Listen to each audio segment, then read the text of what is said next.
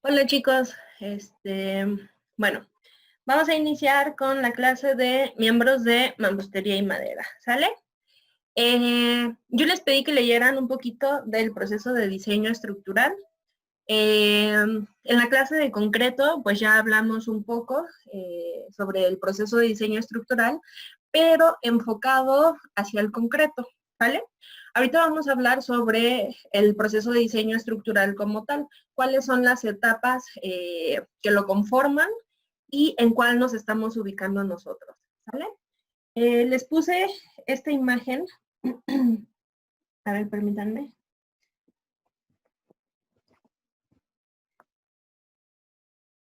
No sé por qué no se quiere quitar eso. A ver.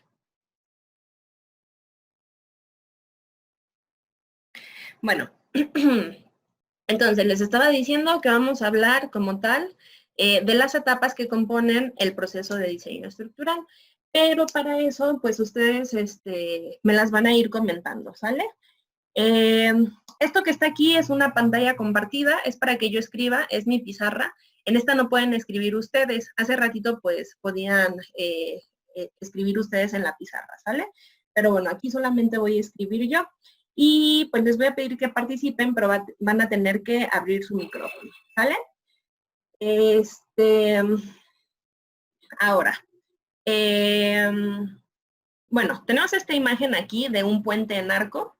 Un puente en arco con tablero superior, está apoyado en los extremos pues de este río y obviamente la calzada o los vehículos pues van a pasar por la parte superior, ¿sale?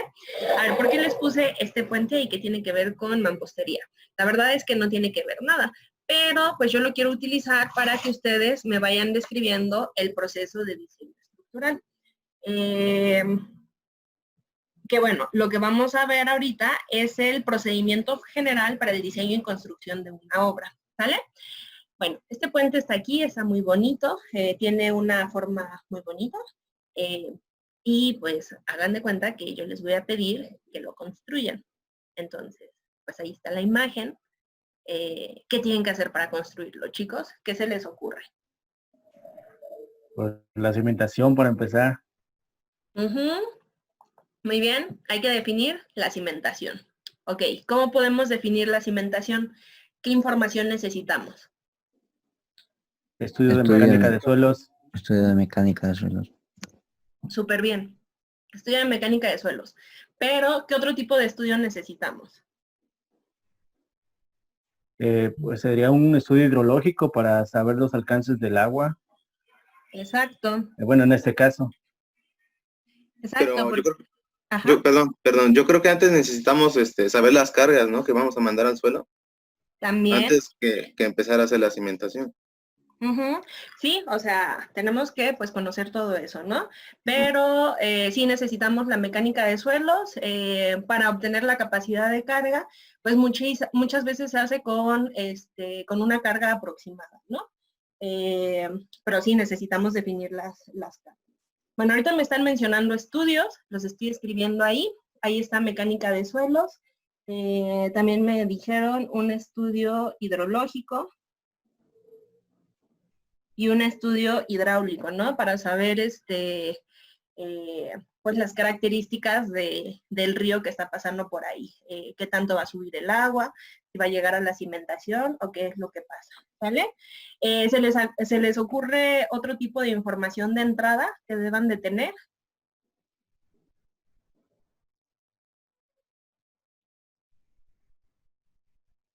Bueno, voy a anotar por acá cargas, ¿sale? La circulación de los vehículos. Eso yo creo que entraría aquí dentro de las cargas, ¿sale? Porque pues ahí tendríamos, pues ahí estaríamos viendo qué tipo de vehículos van a estar transitando, cuál es el vehículo más pesado y pues cuál sería nuestro vehículo de diseño, ¿no? Pero sí ya está tomado en cuenta dentro de las cargas. ¿Qué más se les ocurre pues para esto? O sea, La ya me ubicación. dijeron definir la cimentación, definir la ubicación, ajá, correcto. Entonces, pues necesitamos un estudio también topográfico, ¿no? Necesitamos topografía para ver cuál es la ubicación pues más conveniente para colocar este puente. ¿Qué más? Los materiales con los que se va a construir. Exacto, cargas, materiales. ¿Qué más? ¿Sí influye el viento? Si influye el viento, ajá, que viene acá dentro de cargas. Lo voy a poner acá. Viento, vehículos. Ajá, ¿qué más? Sí, por ahí pasan transporte marítimo. Ah, ajá, sí, también. Que esto entraría dentro de un estudio, ¿no? Un estudio, pues, como de campo, no sabría cómo decirle a ese tipo de campo, de tránsito marítimo. Ajá. ¿Qué más se les ocurre, chicos?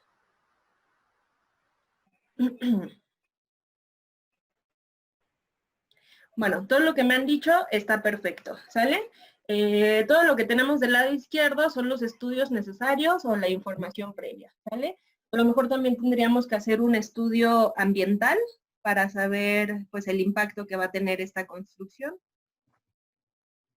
Un estudio ambiental y a lo mejor un estudio, pues también se requiere estudios de tipo social, ¿no? Para ver quiénes son los beneficiados y si en verdad, pues, se necesita eso.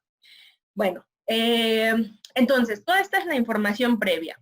Como tal, aquí yo ya les di, pues, esa geometría de nuestro puente, ¿no? Yo ya se los di, ya les dije que va a ser un puente de arco, ahí vienen propuestas unas columnas y los carriles por la parte superior. Eso que está ahí, bueno, ese ya es el puente construido, pero como tal, nosotros necesitamos de inicio un proyecto arquitectónico, porque pues todo inicia ahí, ¿sale? Arquitectónico. Ay, creo que sí le voy a poner el lapicito más grueso. Vamos a ponerle y más gruesito. Ya. Bueno, necesitamos el proyecto arquitectónico porque, bueno, aquí estamos hablando de un puente, ¿no? Pero si hablamos de una estructura en general, pues yo necesito que me definan cuáles son los espacios, cuál es la ubicación, para qué se va a emplear cada habitación o qué es lo que requieren. El arquitecto es el que propone estas distribuciones, es el que se fija en la iluminación, pues hasta en las instalaciones, ¿no? Bueno, pero la verdad es que pues todos los proyectos parten de una propuesta y esta propuesta es arquitectónica. Es en donde todos los proyectos se ven súper bonitos y dices, no, va a quedar bien, bien padre en mi casa, ¿no? Pero pues cuando entra la parte estructural, cuando entramos los ingenieros, pues les decimos al arquitecto, ¿sabes qué? Es que es lo que quieres. O sea, a lo mejor sí se puede, pero va a salir muy caro. Tu cliente lo va a pagar y ya te dicen, no, pues no lo va a pagar. Bueno, entonces nos vamos a algo más tradicional. ¿Y qué es lo que quieren los arquitectos? Pues obviamente quieren espacios amplios, ¿no? No quieren columnas. ¿Y qué es lo que hacemos los ingenieros? Pues les ponemos una columna ahí. Pero bueno, eso es, recuerden, por la situación, pues de los clientes también, que a veces, pues no están dispuestos a pagar una solución, pues como que más moderna para buscar lo que ellos quieren, porque pues eso sí requiere más dinero. ¿Sale? Pero bueno, entonces tenemos un proyecto arquitectónico. En este proyecto arquitectónico, nosotros tenemos que definir también cierta información y ustedes ya empezaron a mencionármela en la parte de acá, en la superior derecha. Tenemos cargas y tenemos materiales. ¿Qué otra información vamos a definir nosotros? Los ingenieros. ¿Qué se imaginan, chicos? El uso que se le va a dar. El uso que se le va a dar. Sí. Ok. Bueno, eso viene más como que del proyecto arquitectónico, ¿no? En el proyecto arquitectónico ya nos van a decir, esta va a ser una edificación y va a ser para aulas o para oficinas o para una biblioteca. Entonces, eso viene un poquito más como que de la parte arquitectónica, ¿vale? Pero ¿qué tenemos que definir nosotros? ¿Qué vamos a definir con las cargas y con el tipo de material? Las reacciones. Reacciones, exacto. Nosotros vamos a definir cómo va a estar trabajando la estructura, ¿sale? Entonces, una vez que ya tenemos esta información de entrada, que son los estudios, recuerden que mientras más información tengamos,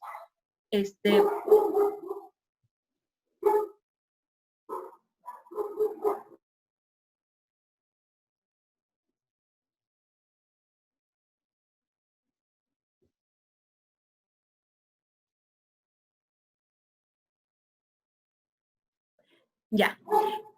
No. Bueno. Una disculpa.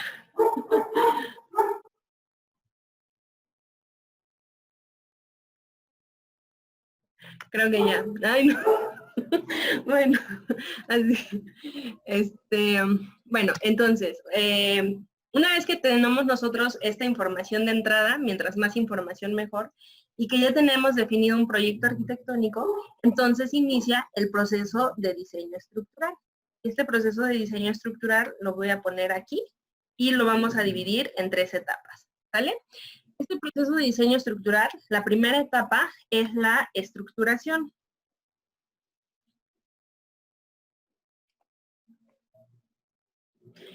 La segunda etapa es el análisis estructural.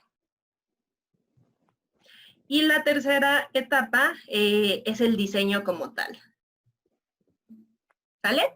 Bueno, de estas 3 etapas nosotros vamos a obtener el proyecto estructural, que viene a ser los planos estructurales y la memoria de cálculo y los detalles constructivos. ¿Sale? Entonces, eso que han mencionado de cargas, de materiales y de reacciones, todo eso va incluido en esta etapa de acá. Bueno, no en la de análisis, sino que en la etapa de proceso de diseño estructural. ¿Vale? Ahora, ¿qué es lo que ustedes piensan que se propone en la etapa de estructuración? ¿A qué les suena todo esto? Un prediseño, un predimensionamiento. Precisamente eso es lo que es la estructuración, un predimensionamiento. Por ejemplo, vamos a olvidarnos del puente y ya vamos a migrar a edificaciones. Traves y columnas, ¿sale? Una vez que yo ya tengo definido el proyecto arquitectónico, yo entonces ubico la posición de columnas, de traves, de elementos estructurales. Pero esa ubicación ya tiene que ir con un prediseño. O sea que yo ya voy a proponer dimensiones, ¿vale? Dimensiones de elementos.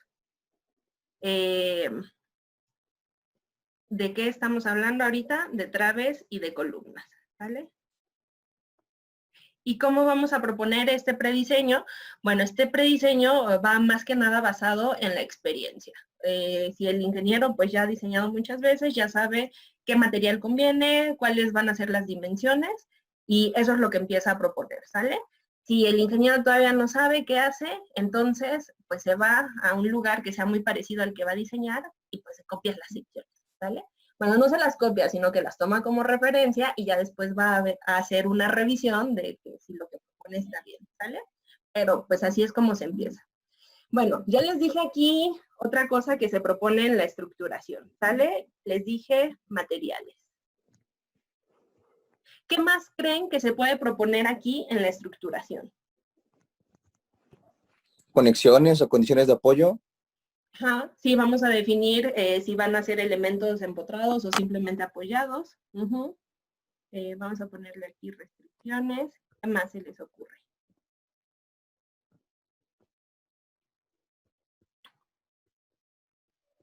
Pues el tipo de sistema constructivo, por ejemplo, si hablamos de concreto o de acero o una losa aligerada o maciza o así. Perfecto.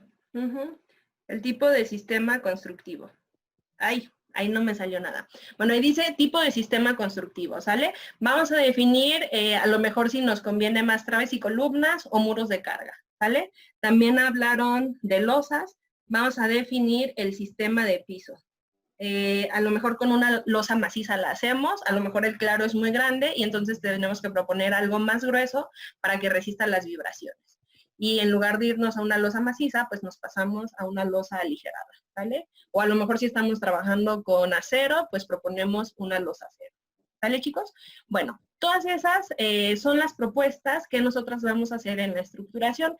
Y recuerden que esto es un prediseño. O sea, primero es lo que vamos a proponer para tener una idea y para trabajar con unas cargas, ¿no? Si no, pues como, ¿de dónde vamos a sacar todos estos valores? Bueno, una vez que tenemos la estructuración, pues nos vamos a pasar a la etapa de análisis estructural. Y en el análisis estructural, ¿qué es lo que vamos a obtener? ¿Qué se imaginan?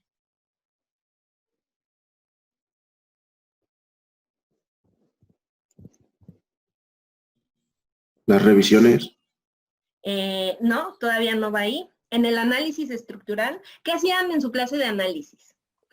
Pues vamos a obtener las deformaciones. Deformación. Exacto, ajá. Ahí en la clase de análisis estructural obteníamos deformaciones, reacciones y elementos internos, ¿sale? Entonces, en análisis es analizar la estructura, o sea, separarla. Acuérdense que analizar es separar. Vamos a analizar la estructura, ¿para qué? Pues para obtener estas fuerzas internas bajo las solicitaciones que estamos proponiendo en la etapa de estructuración. Entonces, en análisis vamos a obtener, lo voy a poner aquí, vamos a obtener esfuerzos internos, vamos a obtener reacciones, vamos a obtener elementos mecánicos. ¿Qué son los elementos mecánicos? La fuerza cortante, la axial, el momento flexionante y la torsión. Todo eso lo vamos a obtener en análisis estructural. ¿Y cómo lo vamos a obtener? Acuérdense que en análisis lo que hacíamos era la idealización de la estructura. ¿Eso qué significa? Que de una estructura real la pasamos a un modelo, ¿sale? Entonces, modelación de la estructura. En análisis estructural, pues todo lo hacíamos de manera, lo hacíamos a mano, pero obviamente en la actualidad existen programas que ya realizan este análisis, ¿vale? Porque acuérdense que en análisis veíamos los ejercicios los más fáciles que pudieran existir y nos tardábamos un montoncísimo, ¿no? Entonces imagínense calcular una estructura real con estos métodos, pues es prácticamente, no es imposible porque así se hacía antes, pero es muy tardado. Entonces estos programas de análisis estructural pues ya nos facilitan muchísimo la tarea, ¿vale? Bueno, ese es el proceso de análisis cuando con las cargas actuantes que propusimos en la estructuración encontramos los elementos mecánicos o las reacciones o los esfuerzos internos que se están generando en la estructura, ¿vale? Y en la etapa de diseño, ¿qué es lo que vamos a hacer?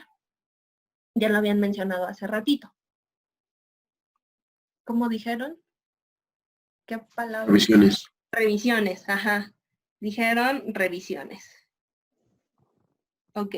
¿Y estas revisiones de qué se tratan?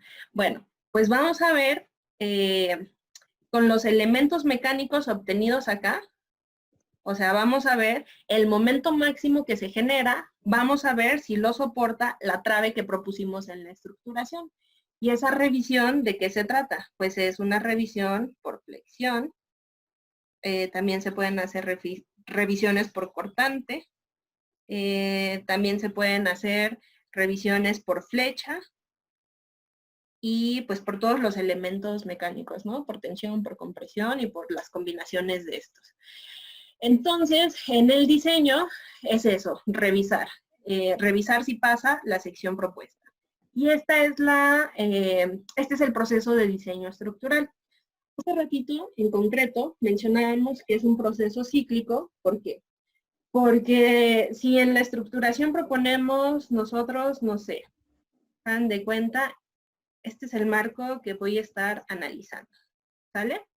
Tiene una carga de, no sé, de 10 toneladas, no es mucho, de 1 tonelada por metro cuadrado.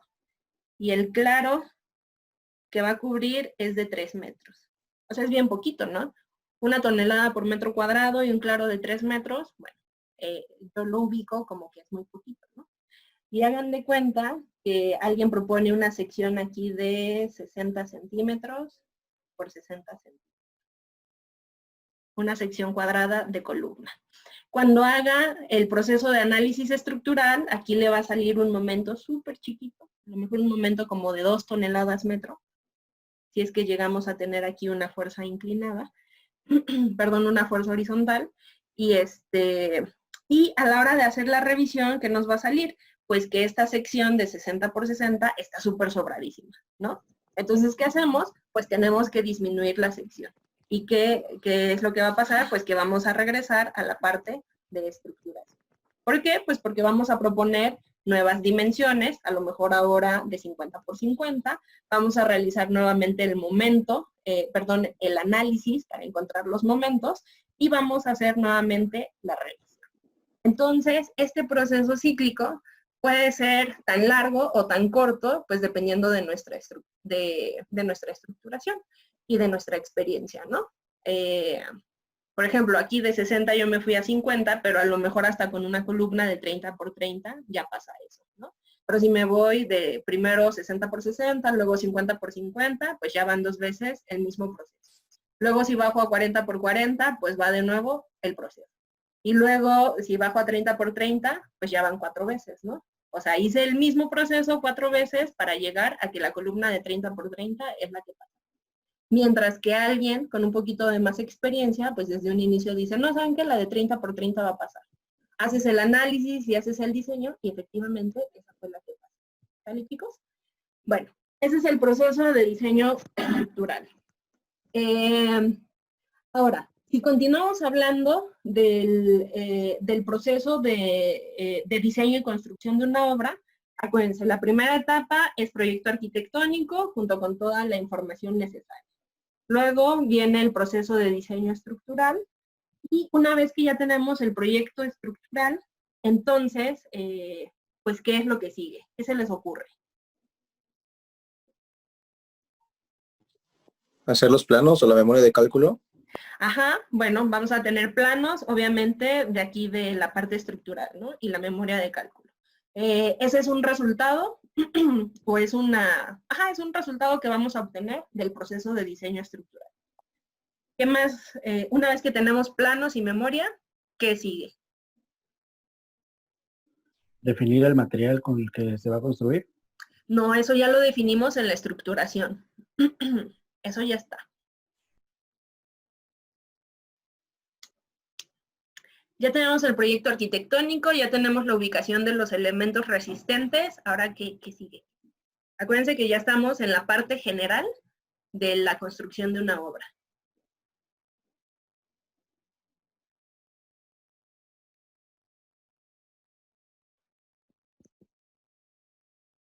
¿Qué se les ocurre, chicos? A lo mejor hacer un análisis económico, cuánto va a costar la obra o algo así. Exacto. Una vez que ya tenemos definido estos proyectos, el arquitectónico y el estructural, bueno, nos faltaría definir también el proyecto, las instalaciones, ¿no? Instalaciones hidráulicas, sanitarias, eléctricas. Y una vez que ya tenemos eso, pues ahora sí nos vamos al presupuesto. ¿Cuánto nos va a salir esto? Y finalmente, pues la etapa de construcción, en donde pues ya entra, dependiendo del tamaño de la obra, pues ya puede entrar una supervisión, supervisión y control de obra. ¿Sale, chicos? Bueno, entonces, eso como tal es el proceso de construcción de una obra y pues nosotros, el proceso de diseño estructural, que es este de acá, según yo había puesto otro color. Así, que es el de acá, el proceso de diseño estructural, pues es el que nos está interesando a nosotros, ¿vale? Y prácticamente la etapa que vamos a estar definiendo, pues es la de diseño, ¿vale? Esta etapa, estructuración, que es la primera, como tal no se las enseñamos, porque eso es lo que cuesta trabajo. Eso con la experiencia ustedes van a ir viendo cómo hacen sus propuestas. No, pero no es cierto. O sea, sí les vamos dando así como que tips y ustedes se tienen que ir dando cuenta de cómo trabaja el material, ¿no? Pero bueno, esa es la primera etapa, es la complicada, porque pues es de dónde vamos a empezar, qué es lo que hacemos. La segunda etapa, que es la de análisis estructural, pues ustedes ya tienen una idea de cómo realizarla. En análisis estructural fue lo que hicimos. Solamente que pues ahora se va a aplicar de manera práctica. Y van a ver que pues no vamos a hacer procedimientos tan largos como los veíamos en análisis, ¿no? Sino que nos vamos a ir directo a cuál es el momento y la cortante, porque ustedes ya se saben las fórmulas básicas de elementos doblemente empotrados, ya saben cuáles son las deflexiones, en dónde se presenta el momento máximo y la cortante máxima, ¿vale? Y entonces, en estas materias de diseño, de concreto, de mampostería y de madera y de acero, lo que estamos haciendo, pues, es la tercera etapa, ¿vale? Que es la de diseño, en donde vamos a hacer las revisiones. En concreto, pues, vamos a revisar estructuras de concreto. En mampostería vamos a revisar muros de carga, vamos a revisar cimentaciones de mampostería y pues ya, chicos, eso es el proceso de diseño estructural, ¿vale? ¿Tienen alguna duda de esto o algún comentario? Nada. Bueno, recuerden que ahorita esto es muy platicadito. Esto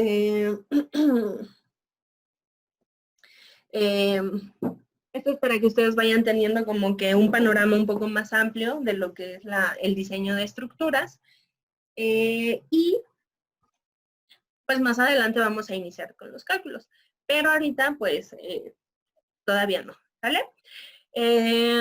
Nos falta una presentación para continuar con esto del proceso del diseño estructural. Nos quedan 10 minutos todavía, pero vamos a salirnos y vamos a regresar nuevamente al enlace, ¿vale? Ahorita los veo. Bueno, chicos, a ver. ¿Están viendo mi pantalla? Sí, ¿verdad? ¿La presentación? Ajá. Ok, gracias. Bueno, nos vamos a quedar así porque voy a estar entrando y saliendo, entonces para ahorrarnos el trabajo. Ahora, vamos a enfocarnos en la seguridad estructural. Ya vimos cuál es el proceso de diseño y ya vimos en dónde vamos a estar ubicados nosotros en esta clase de miembros de mampostería y madera, ¿sale? Que es la revisión de elementos resistentes. Ahora, en la seguridad estructural. En ese proceso de construcción que describimos ahorita entre todos, a lo último mencioné control de calidad y supervisión de obra, ¿sale? Bueno, ¿por qué? Porque obviamente todas las estructuras van a estar diseñadas para que cumplan ciertos requisitos, ¿sale? Hace ratito vimos que diseño estructural es proponer una estructura que cumpla una función dada y que cumpla ciertos requisitos bajo condiciones de servicios y con un grado de seguridad dado, ¿sale? Entonces, ¿quién nos da esos parámetros que nos dicen que la estructura es segura o qué es lo que debemos de seguir o cuáles son esos requisitos con los que debemos de cumplir? Bueno, pues todo eso está reglamentado en los reglamentos de construcción. Ahora, ¿qué es un reglamento de construcción? Pues aquí nos dice, son documentos legales que tienen la función de proteger a la sociedad contra la falla o mal funcionamiento de las edificaciones. Entonces, en estos reglamentos son los que nos van a dar los parámetros para ver si nuestra estructura cumple o satisface pues dichos parámetros y la podemos considerar segura o no, ¿vale? Dice, el grado de protección que puede lograrse no es absoluto, sino que debe ser óptimo en el sentido de que sea congruente con las consecuencias de las posibles fallas y con el costo de incrementar la seguridad. ¿Qué nos está diciendo aquí? Que una estructura, obviamente, puede ser lo más segura que yo quiera, pero pues tenemos que ver a qué costo, ¿no? Porque obviamente para que una estructura no se caiga, pues le ponemos unas columnotas, unas travesotas, y eso pues nunca se va a caer, ¿no? Pero ¿qué pasa? Pues que obviamente poner unas columnotas y poner unas travesotas me va a incrementar el costo, me va a incrementar el tiempo de construcción y obviamente pues eso se va a ver feo, me va a reducir espacios y bueno, un montón de cosas, ¿no? Entonces, en los reglamentos lo que nos dan son ciertos parámetros que nosotros podemos ir siguiendo para que nuestra estructura pues siga manteniendo a lo mejor una estética que sepamos que es segura y que va a resistir ciertas acciones accidentales como viento y sismo, ¿vale? Entonces, cuando nosotros diseñamos una estructura, no la diseñamos para que no le pase absolutamente nada durante el sismo o el viento fuerte, sino que la diseñamos para que resista lo suficiente y para que una de dos, o pueda haber control de daños o de plano, pues la estructura ya es inservible, ¿sale? Por ejemplo, cuando existe un sismo, nosotros diseñamos la estructura para que los elementos nos vayan avisando que ya van a fallar. O sea, para que las columnas y traves nos digan, oye, ¿sabes qué? Ya tienes que salirte de acá porque esto ya no va a aguantar más. ¿Y cómo nos van a avisar? Pues con el fisuramiento y el agrietamiento que se va generando. Entonces, cuando nosotros diseñamos un elemento, lo diseñamos para que aparezca una primera fisura cuando el elemento pues ya llega a su resistencia máxima.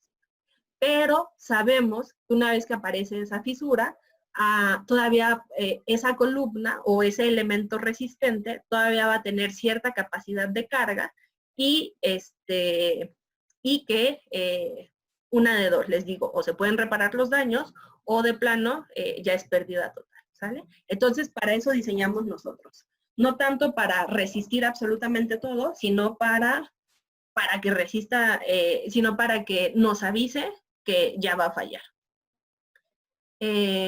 Ahora, aquí dice, los reglamentos generales son elaborados por comités formados por grupos de especialistas en la materia y revisados por personas e instituciones relacionadas, así como por autoridades competentes. El reglamento, pues no fue solamente una persona que dijo, pues yo quiero hacer este reglamento para que sigan estos pasos para la construcción, ¿no? Y para que ellos vean si es segura o no es segura. Sino que, pues estos reglamentos van saliendo de los diversos eventos que se van presentando pues a lo largo de la vida. Por ejemplo, se tenía un reglamento de construcción en la Ciudad de México, antes el Distrito Federal, que estaba no sé desde cuándo, pero con el sismo del 85, pues ahí tuvo una primera modificación. ¿Por qué? Pues porque vieron que las edificaciones que estaban construyendo, pues no aguantaban los sismos. ¿Y qué hacen? Pues suben los parámetros, porque dicen, pues si no aguanto el sismo, significa que el reglamento está muy ligerito, entonces hay que apretar un poquito más. Bueno, se van haciendo diferentes modificaciones, los reglamentos se van actualizando, y luego teníamos el reglamento del 2004, igual de la Ciudad de México, ¿sale? Pasa el sismo del 2007, en septiembre, los dos sismos. ¿Qué pasó? Pues obviamente, nuevamente se cayeron edificaciones, casas, estuvieron feas las consecuencias. ¿Y qué pasa? Pues obviamente hay que modificar el reglamento nuevamente. El sismo fue en septiembre y en diciembre ya estaban las actualizaciones. ¿Y cuáles fueron las actualizaciones? Pues nuevamente que apretaron un poquito más pues todos estos factores que tenemos que considerar, ¿no? Por ejemplo, en mampostería, el diseño sísmico antes se podía hacer de una manera simplificada. ¿Eso qué significaba?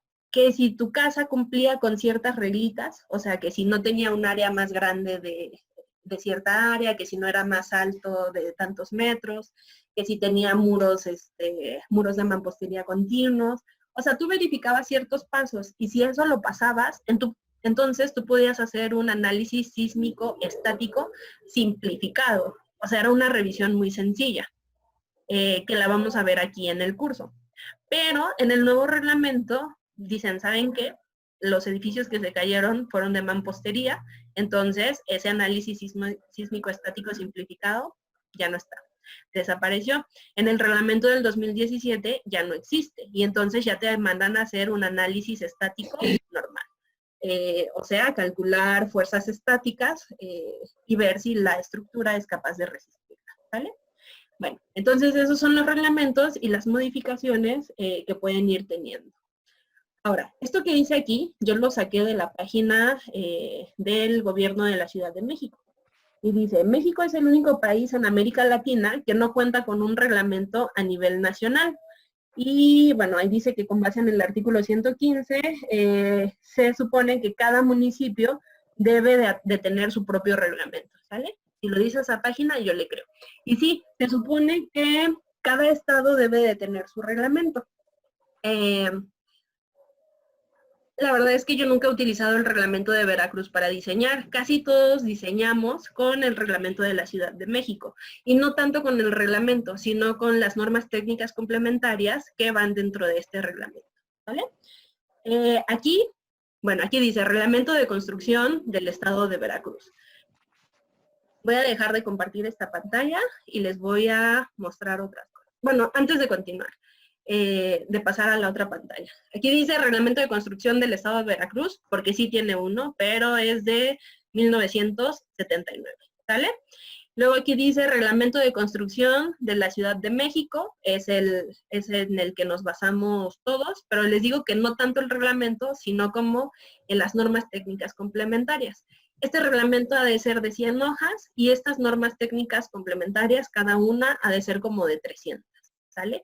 Y ahí es en donde nos dicen cómo tenemos que diseñar o cuáles son los parámetros que debemos de tomar. Y hay pues normas técnicas complementarias para cimentaciones, para sismo, para viento y para construcción de estructuras de acero, de concreto, mampostería y madera. Y luego las de hasta acá abajo, criterios y acciones para el diseño estructural de edificaciones, esa es como que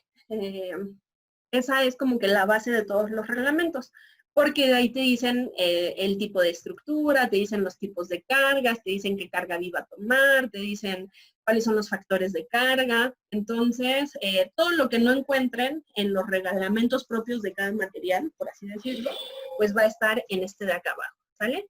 En criterios y acciones para el diseño estructural de las edificaciones. Bueno, ahora sí voy a dejar de compartir esta pantalla y voy a empezar a compartir otra. A ver. Voy a compartir esta. A ver, ajá. Si ven eso. Ay, ¿cómo quito eso? No puede ser. Allá, aquí. Bueno, esto de acá es la página de la Sociedad Mexicana de Ingeniería Estructural. ¿Sale? Entonces, aquí se van a esta página y, a ver, déjenme ver si me regreso. ¿A dónde me manda?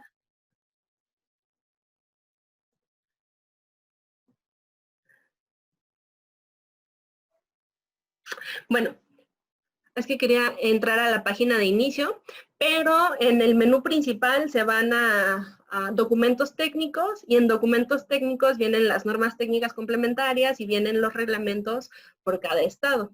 Entonces, aquí están de todos los estados y si se dan cuenta, pues aquí está el de Veracruz. Y si le pican al de Veracruz, los manda aquí. Y el reglamento que se abre, no es ese. A ver. Es que creo que lo descargué. Bueno, aquí está. Ese es el reglamento de construcción del estado de Veracruz, ¿sale?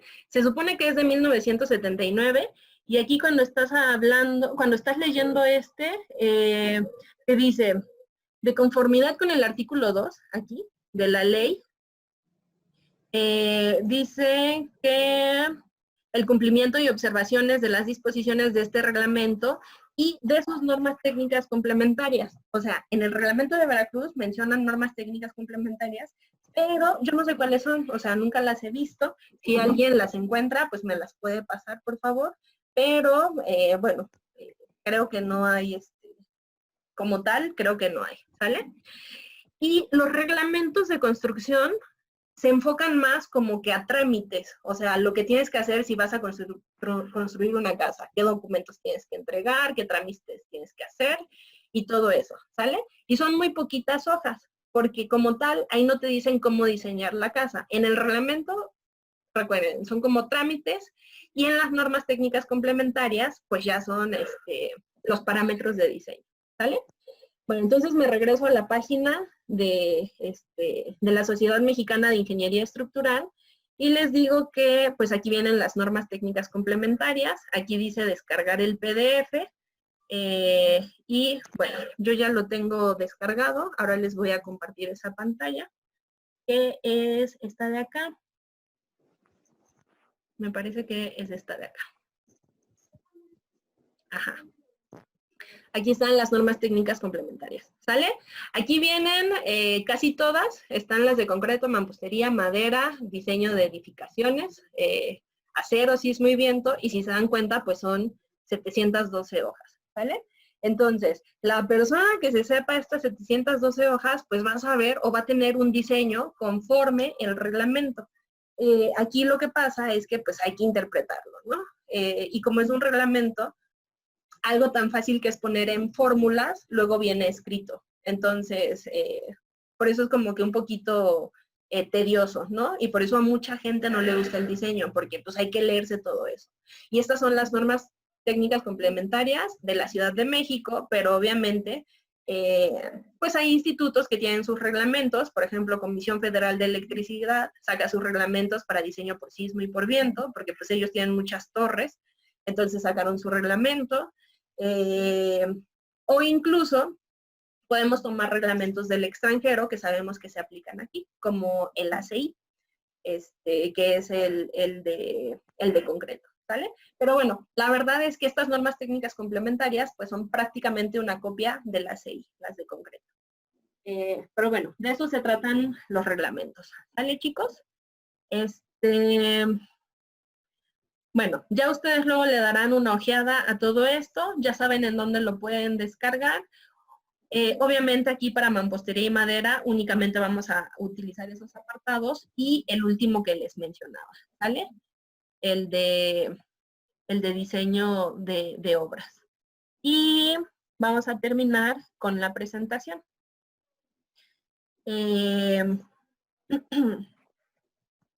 Bueno. En ese reglamento vienen, por ejemplo, especificados cuáles van a ser las acciones que van a estar actuando en nuestra estructura. Hace ratito mencionábamos algo sobre las solicitaciones y sobre la acción-respuesta de las estructuras, ¿no? Entonces, las solicitaciones vienen a ser estas acciones que nos define el reglamento. Y nos define 3. Nos define acciones permanentes, nos define acciones variables y nos define acciones accidentales, ¿vale? Y dentro de esta categoría, pues vamos a meter todas las solicitaciones que nosotros sepamos que van a estar actuando en nuestra estructura. Por ejemplo, las acciones permanentes son las que obran en forma continua sobre la estructura y cuya intensidad varía muy poco con el tiempo. O sea, son las que van a estar siempre presentes en la estructura y su magnitud va a cambiar muy poco con el tiempo. ¿Cuál es la más representante de estas acciones? Pues la carga muerta, ¿vale? ¿Qué otra entra dentro de esta clasificación? Pues el empuje de los suelos y del líquido y los desplazamientos impuestos, por ejemplo, por hundimientos diferenciales, ¿vale? La otra clasificación es de las variables, nos dice que son las que obran sobre la estructura con una intensidad que varía significativamente con el tiempo. La más representativa de estas es la carga viva. Y la carga viva no se refiere más que a el uso que le vamos a dar a la estructura, ¿sale? Aquí dentro de la carga viva, bueno, ahorita vamos a hablar sobre eso.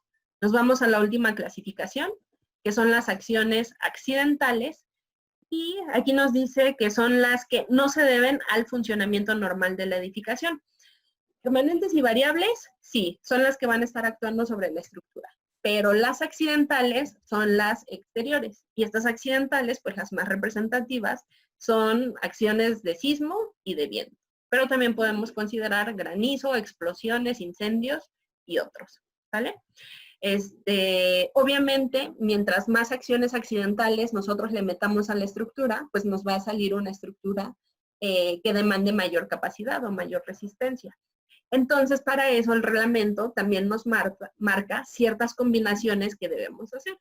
Por ejemplo, nos dice, si tienes más de una acción accidental, vas a tomar el 100% de una y el 30% de la otra. Entonces, si yo tengo una estructura con sismo y viento, voy a tomar 100% de sismo y 30% de viento, por así decirlo, ¿no? En la próxima clase vamos a ver estas combinaciones, pero es por mencionarles algo. Porque si nosotros consideramos las cargas muertas, más las cargas vivas, más el sismo, más el viento, más el granizo y todo en una sola combinación, pues obviamente nos va a salir una estructura pues súper grande, ¿no? Y el reglamento nos dice, ¿no sabes qué? Pues no creo que tiemble y caiga granizo y venga el huracán al mismo tiempo, así que vamos a considerar pues únicamente algunas, ¿sale? Bueno, y ya para terminar, quiero hablarles de las acciones variables, es la segunda clasificación que nos marca el reglamento, y aquí lo define un poquito más.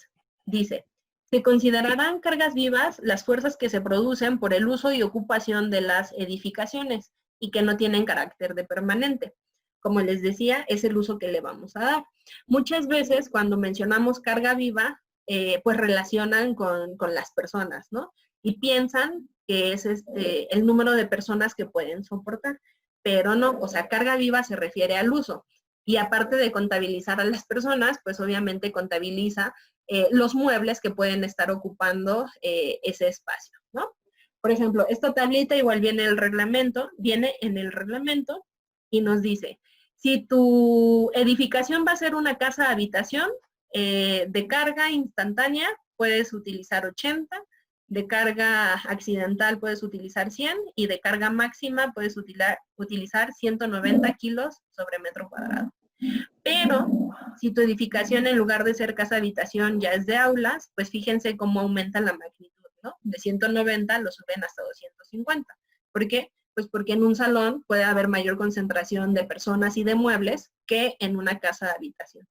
Y entonces, estos son parámetros que te va dando el reglamento, que tú puedes tomar los valores de ahí.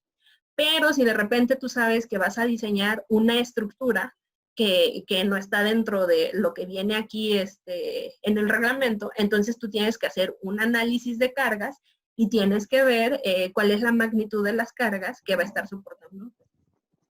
¿Vale, chicos? Bueno, esto ya se los mencioné así como que rapidísimo, porque ya se nos está acabando la hora, pero recuerden que estas presentaciones yo se las voy a ir subiendo pues cada vez que tengamos clase, ¿vale? ¿Qué más les iba a decir, chicos? Les estaba comentando en el otro grupo que va a cambiar los días de las sesiones virtuales porque tengo problemas con la grabación de las clases. Entonces, este fin de semana voy a trabajar en eso, o sea, voy a acomodar bien mis clases y voy a actualizar la planeación, ¿sale? No cambian los temarios, no cambian los exámenes, no cambia nada de eso, la evaluación, lo único que cambia es que se van a correr los días. Pero una vez que ya esté modificada, yo les voy a mandar un mensajito, pues para que ustedes revisen cuándo es nuestra próxima sesión, ¿sale? No sé si tengan alguna duda o comentario, yo sé que esto fue como que muy rapidísimo. Acuérdense que vamos pues sobre la marcha. Nunca había dado clases virtuales de esta manera. Creo que siento que estoy hable. Pero en futuras clases pues ya va a ser un poquito más lento y puede haber participación de su parte. ¿Sale, chicos? No sé si tengan alguna duda o comentario de esto.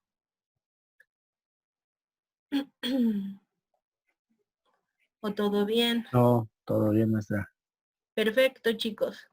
Bueno, entonces, pues estén pendientes a su bandeja de entrada en Eminus y nos vemos la siguiente clase, ¿sale? Otra cosa, se me olvidaba. También me voy a cambiar a Teams. Entonces voy a formar un equipo y les va a llegar una invitación, ¿vale? Porque sí, esto de estarnos cambiando y metiendo sesiones, pues está como que... o sea, no es difícil, pero como se me generan 2 videos, eso es lo que se me complica. Pero bueno. Estén atentos a los avisos. Nos vemos, chicos. Hasta luego. Adiós. Que tenga Hasta buen día. luego. Igualmente. Dios.